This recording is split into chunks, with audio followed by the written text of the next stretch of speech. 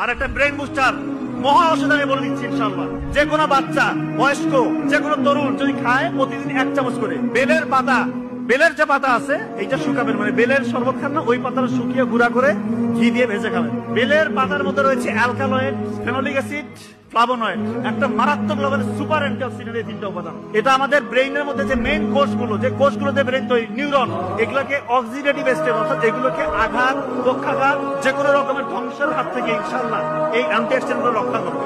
এবং বেলের পাতার মধ্যে রয়েছে বিটা ক্যারোটিন এবং ভিটামিন সি, এটা আমাদের নিউরনকে পুষ্টি যোগাবে। এবং সব থেকে যে মানে মারাত্মক কাজটা করে সেটা হচ্ছে সিনাপসিস প্রক্রিয়াটাকে সচল করে, অর্থাৎ নতুন নতুন তথ্য আপনি সুন্দর মতো শিখতে পারবেন। এবং ঘি, ঘিয়ের মধ্যে রয়েছে omega 3 fatty acid, omega 3 fatty acid এবং vitamin A, D, E, K.